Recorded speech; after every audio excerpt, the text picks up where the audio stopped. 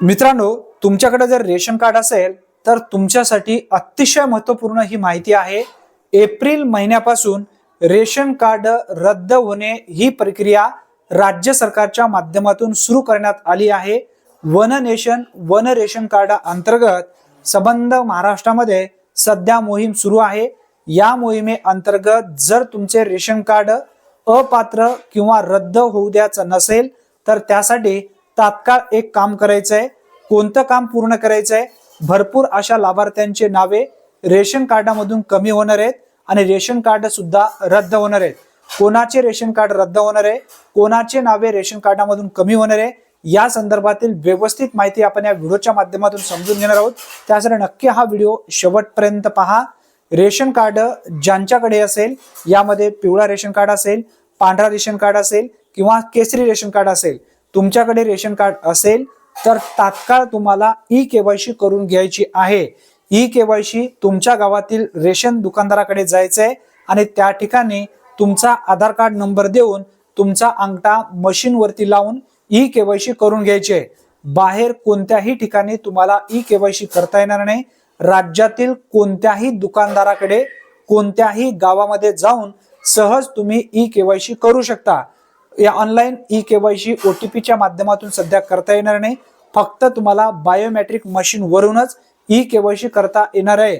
जर तुम्ही बाहेर गावी कोणत्या कामानिमित्त जर गेला असेल तर त्या ठिकाणी त्या गावामध्ये रेशन दुकानदाराकडे जाऊन ई-केवायसी करून घेता येतं। आता त्यानंतर समजून घ्या कोणी ई-केवायसी सध्या करायची आहे। ज्या लाभार्थ्यांनी यापूर्वी रेशन कार्डासाठी ई-केवायसी केले नाही आहेत अशा लाभार्थ्यांनी लवकरात लवकर ई-केवायसी करून घ्या। जर ई-केवायसी प्रक्रिया तुमची कंप्लीट झाली नसेल तर ई-केवायसी आपल्या कुटुंबातील कोणाकोणाची झालेली आहे या संदर्भात जर माहिती चेक करायची असेल तर याविषयी आपल्या चॅनलवरती व्हिडिओ ऑलरेडी टाकलेला आहे। तो व्हिडिओ पाहून एकदा पाहून घ्या की आपल्या कुटुंबातील कोण ई-केवायसीचा बाकी आहे, कोणाकोणाची ई-केवायसी झाली आहे, हे तुम्हाला अवघ्या 2 मिनिटाच्या आत समजून येतं। आता आपण समजून घेऊया रेशन कार्ड कोणाचे रद्द होणार आहे। ई-केवायसी जरी नाही तुम्ही केलात तरी सुद्धा हे रेशन कार्ड रद्दच केले जाणार आहेत। त्यासाठी ई-केवायसी करून घ्या। जर तुम्ही पात्र असाल तर कन्फर्म त्या ठिकाणी तुमचं रेशन कार्ड पुढे कंटिन्यू चालू असेल।